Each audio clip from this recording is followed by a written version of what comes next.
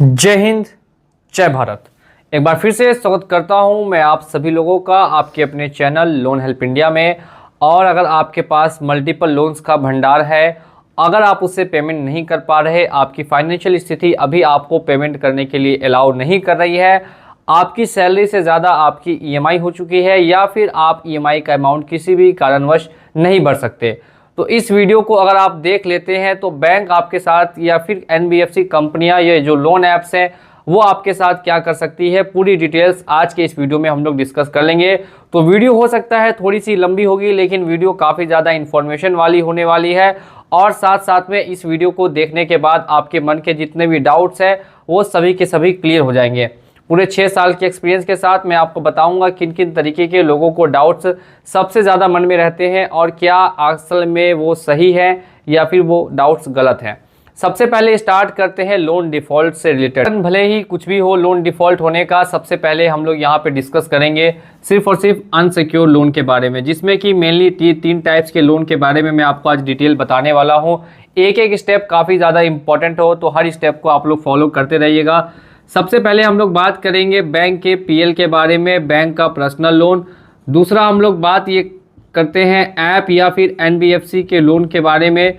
जितने भी app loan है वो सभी के सभी एनबीएफसी से दिए जाते हैं और कुछ ऐसी बड़ी बड़ी एनबीएफसी कंपनीज भी है जो लोन देती है, जैसे बजाज हो गई, पूना वाला हो गई। और नेक्स्ट हम लोग बात करेंगे क्रेडिट कार्ड के बारे में। क्रेडिट कार्ड भी एक तरीके का अनसिक्योर्ड लोन होता है, ठीक है। तीनों में मेनली आपको क्या क्या डिफरेंस देखने के लिए मिलेगा वो भी मैं आपको अभी मेंशन कर देता हूं। क्रेडिट कार्ड जो मिलता है इसमें आपका किसी तरीके का ईसीएस वगैरह ऑन नहीं होता है और ना ही कुछ भी बाउंस वगैरह होने के चांसेस रहते हैं। दूसरी बात करते हैं ऐप और एनबीएफसी की। इसमें से काफ़ी ऐप है जो ईसीएस एक्टिवेट करती है और काफ़ी ऐसी ऐप है जो आपको ईसीएस एक्टिवेट नहीं करती है। तो यहाँ पे हम लोग लिखेंगे नॉन ईसीएस, यहाँ पे भी नॉन ईसीएस है, यहाँ भी ईसीएस एक्टिवेट नहीं किया जाता। अब अगर हम लोग बात करते हैं बैंक के पीएल के बारे में, तो बैंक के पीएल में आपको ईसीएस हमेशा एक्टिवेट किया होगा और आपको काफ़ी बार चेक भी दिया रहेगा। काफ़ी बार आपको बैंक के पर्सनल लोन में चेक भी बैंक वाले रखते हैं गारंटी के तौर पे। मेनली यही तीनों चीज़ें हैं जो आपको जानना काफ़ी इंपॉर्टेंट है।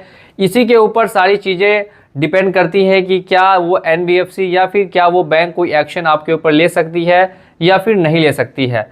अगर स्टार्ट करते हैं तो हम लोग सबसे पहले स्टार्टिंग से स्टार्ट करते हैं लोन के डिफ़ॉल्ट होने से। जी हाँ दोस्तों, यहाँ पे बात करने वाले हैं लोन के डिफ़ॉल्ट होने से। जैसे ही आपका लोन डिफ़ॉल्ट होता है, फर्स्ट मंथ में आपका रहेगा स्पेशल मेंशन अकाउंट, 0 में रहता है। ये आपका सिर्फ और सिर्फ फर्स्ट मंथ की बात कर रहा हूँ, यानी कि जब आपकी फर्स्ट ईएमआई डिफ़ॉल्ट हो जाती है, फर्स्ट ईएमआई से लेके पूरे महीने तक में आपका जो लोन अकाउंट होगा वो स्पेशल मेंशन अकाउंट 0 होगा। SMA 0 इसको कहा जाता है। और ऐसे में जो रिकवरी प्रोसेस होती है इसमें ज़्यादातर सिर्फ और सिर्फ कॉल्स ही आती है। ऐसे में क्या होगी, ज़्यादातर आपको सिर्फ और सिर्फ कॉल्स आती है और कुछ एनबीएफसी और बैंक विजिट्स भी करती है।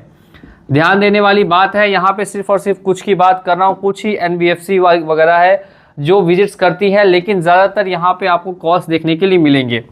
जब आपका सेकेंड मंथ स्टार्ट होता है तो हम इसे बोलते हैं स्पेशल मेंशन अकाउंट 1 और ये होता है सेकेंड मंथ में, जब यानी आपकी दूसरी ईएमआई लगातार बाउंस कर गई। अगर आपने 2 ईएमआई लगातार बाउंस कर गई तो ऐसे में क्या होंगे, कॉल्स के साथ साथ विजिट्स के भी चांसेस बढ़ जाते हैं। सेकेंड मंथ में विजिट्स के भी चांसेस बढ़ जाते हैं। कॉल के साथ साथ कंपनी और या बैंक विजिट्स के लिए अपॉइंट कर देती है। ज़्यादातर ऐसा होता है बैंक के पर्सनल लोन में और क्रेडिट कार्ड्स के, और जो बड़ी बड़ी एनबीएफसीज है इन सभी में आपको अपॉइंट कर देते हैं कि अब विजिट्स के लिए लोगों को इनके घर पे भेजो। हमेशा विजिट्स डिपेंड करती है रिकवरी एजेंसीज वहाँ उपलब्ध है कि नहीं। ज़्यादातर जो रिमोट एरिया होता है, विलेज एरिया होता है, इसमें बैंक की पहुंच नहीं होती है और बैंक रिकवरी एजेंसीज को अपॉइंट वहां नहीं कर पाती है, इस वजह से वहां नहीं आते हैं। और बहुत सारे ऐसी बड़ी बड़ी सोसाइटीज़ होती है जहां पे लोगों को ढूंढना थोड़ा सा ज़्यादा मुश्किल हो जाता है। ऐसी जगह भी बैंक किसी भी तरीके से रिकवरी वगैरह को अपॉइंट नहीं कर पाती है विजिट करने के लिए।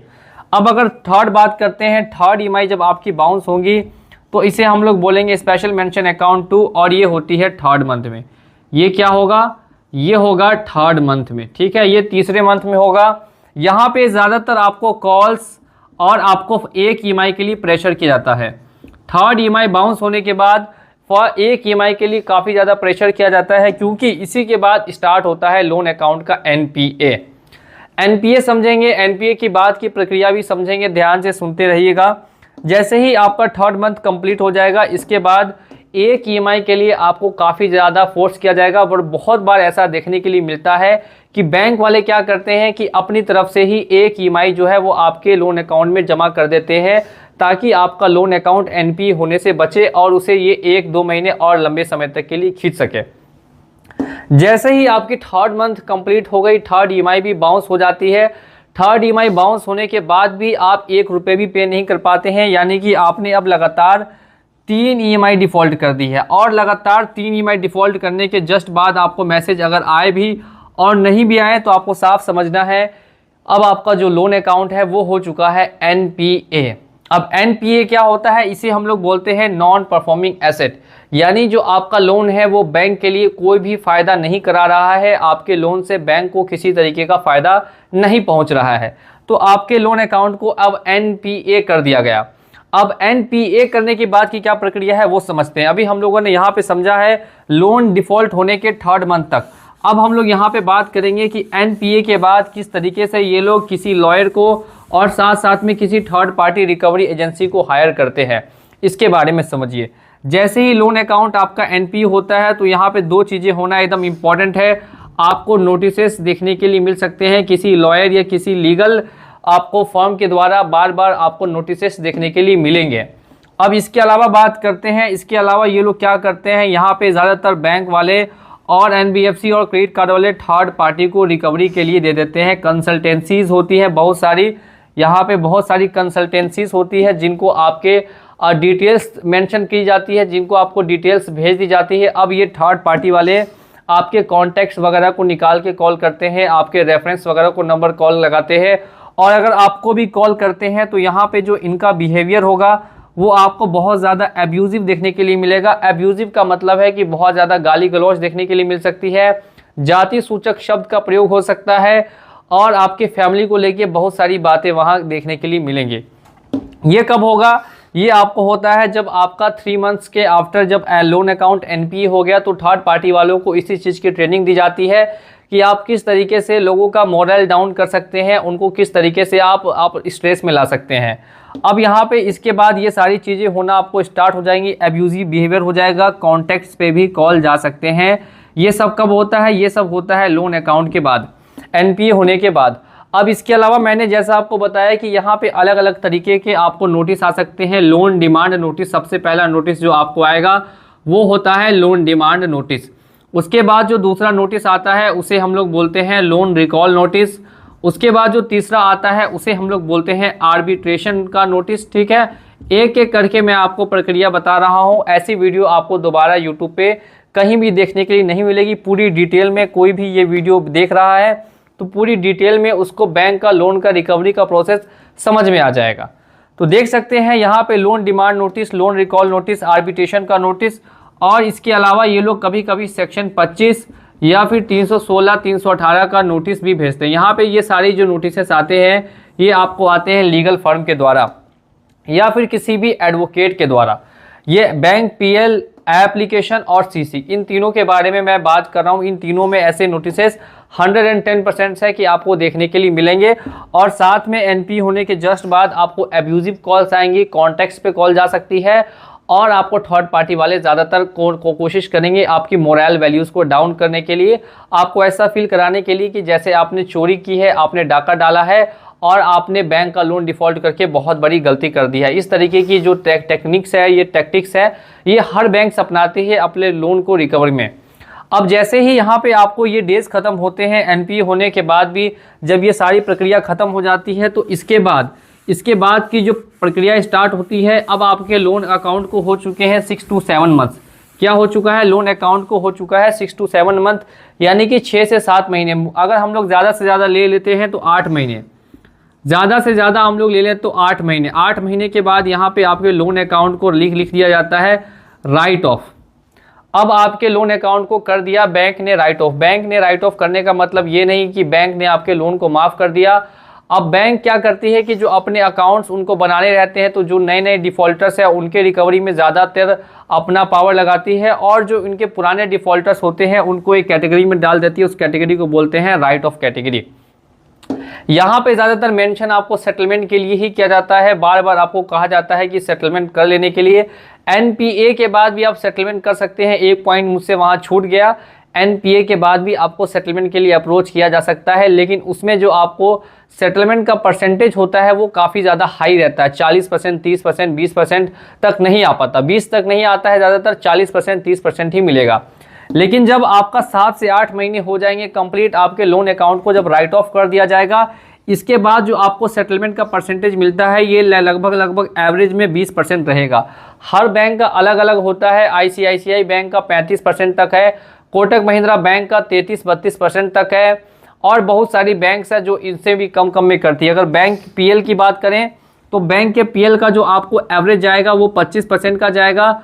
अगर ऐप और एनबीएफसी की बात करें तो इसका आपको 30% तक हाईएस्ट जा सकता है, और अगर क्रेडिट कार्ड की बात करें तो ये ज़्यादातर 10 से 20% तक रहता है। ध्यान से देखिएगा, क्रेडिट कार्ड का 10 से 20% रहेगा, ऐप एनबीएफसी का मैक्सिमम 30% जा सकता है, और बैंक पीएल का 25% तक रहेगा। ये कब की बात कर रहा हूँ, ये मैं राइट ऑफ की बात कर रहा हूँ। तो अगर आपको अपने लोन को सेटलमेंट कराना है तो आपको अब समझ आ गया होगा कि सबसे जो बेस्ट समय होता है लोन को सेटलमेंट कराने का वो राइट ऑफ के बाद होता है। राइट ऑफ के बाद आपको अच्छे ऑफर्स बैंक की तरफ से भी मिलते हैं। आप अपनी तरफ से भी बैंक को अप्रोच करके अच्छे ऑफर्स लेके और अच्छे ऑफर्स में लोन को सेटलमेंट करा सकते हैं। इतनी प्रक्रिया जब आप लोग कंप्लीट कर लेते हैं, इतनी प्रक्रिया करने के बाद सेटलमेंट आप बहुत सारे लोग क्या करेंगे, इसी बीच में अब इसे सेटलमेंट करा लेंगे। लेकिन अभी भी 20% लोग हम लोग मान लेते हैं ऐसे हैं जिन्होंने कोई सेटलमेंट भी नहीं कराया है। नो सेटलमेंट, इन्होंने कोई सेटलमेंट भी नहीं कराया। तो अब इसके बाद क्या होगा, किसी तरीके का सेटलमेंट भी नहीं किया गया।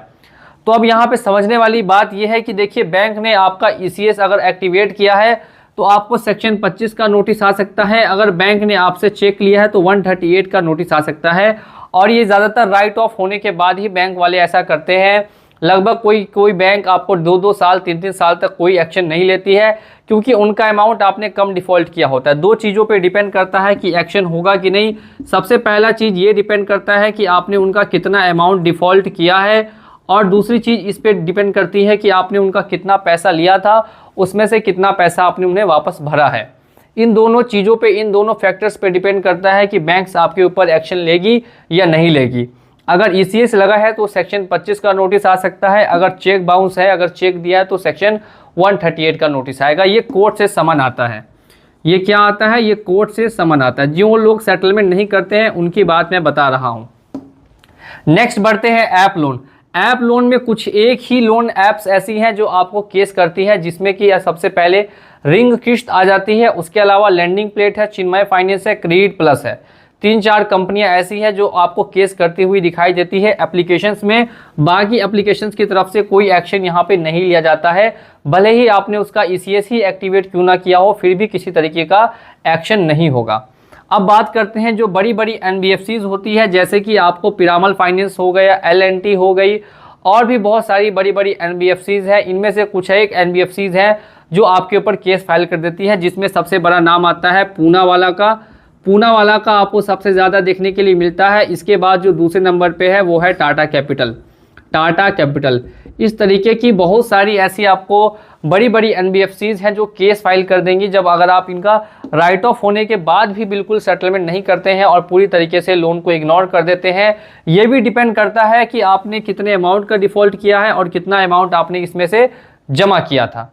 क्रेडिट कार्ड की बात करें तो क्रेडिट कार्ड में सिर्फ और सिर्फ कोटक, क्रेडिट कार्ड में ज़्यादातर कोटक ही ऐसा यहाँ पे आपको लोन अकाउंट है, जिसमें आपको सेक्शन 316 और 318 की धारा में आपको ये जो होती है ये चीटिंग और फ्रॉड की है, इसमें आपको समन आ सकता है कोर्ट से। अदर ज़्यादातर क्रेडिट कार्ड्स में ऐसा कुछ भी देखने के लिए नहीं मिलता, भले ही क्रेडिट कार्ड की लिमिट 5 लाख 7 लाख क्यों ना हो, क्योंकि इसमें आपने ईसीएस एक्टिवेट नहीं किया है, और ईसीएस एक्टिवेट नहीं किया सेक्शन 25 नहीं लग सकता। ज़्यादा से ज़्यादा सेक्शन 316 318 वो भी कोटक के द्वारा आ सकता है। कोटक के अलावा कोई और क्रेडिट कार्ड फिलहाल में ज़्यादातर एक्शन नहीं लेते हुए दिखाई दिए। यह हम लोगों ने बात कर लिया बैंक पीएल के बारे में। ऐप एनबीएफसी के बारे में और सीसी यानी कि क्रेडिट कार्ड के बारे में। अब अगर जिनका लोन सेटलमेंट हुआ है, अब जिनका लोन सेटलमेंट हुआ है उसके सिविल पे क्या इम्पैक्ट होंगे ये भी समझना काफ़ी इंपॉर्टेंट है। देखिए, जिनका 1 या 2 लोन सेटलमेंट हुआ है वो अगर चाहे तो 6-7 साल बाद दोबारा भी अपने सिविल को ठीक कर सकते हैं, वो सिविल हिस्ट्री से क्लियर हो सकता है। लेकिन जिनका बहुत ज़्यादा लोन सेटलमेंट हो चुका है, जिनका 12-15 लोन सेटलमेंट हो गया, उनके लिए अभी कुछ कह पाना मुश्किल है। उनका सिविल बाद में चल के क्लियर हो भी सकता है और नहीं भी हो सकता है। तो आपकी क्या स्थिति है, आपका कितना लोन है, इसमें से आपने कितना कितना डिफ़ॉल्ट किया है और इसमें से क्या आपको करना चाहिए। क्या आपको पहले छोटे लोन्स को क्लोज़ करना चाहिए या फिर आपको पहले बड़े लोन्स को क्लोज़ ये करना चाहिए, या आपकी सेटलमेंट की स्ट्रेटजी क्या होगी, या फिर आपकी सेटलमेंट की स्ट्रेटजी क्या होगी। इन सभी के बारे में अगर आपको डिटेल में इंफॉर्मेशन चाहिए तो आप हमसे ऊपर दिए गए व्हाट्सएप नंबर पे बुकिंग कर सकते हैं कॉल, जिसका चार्ज बस इतना सा आपको देना पड़ेगा और आप आराम से बात कर सकते हैं। या आपको किसी तरीके का लीगल इलीगल नोटिस आता है, कुछ भी अगर आपको करनी है तो सिर्फ इतने सिंपलिंग चार्ज में आप हमसे बात कर सकते हैं, हमसे जुड़ सकते हैं। ऊपर में व्हाट्सएप नंबर दिया गया है। उम्मीद करता हूँ कि ये वीडियो आपको पसंद आई होगी। वीडियो अगर पसंद आई है तो वीडियो को लाइक कर दीजिए और ऐसे ही वीडियोज़ देखने के लिए चैनल को सब्सक्राइब कर दीजिए।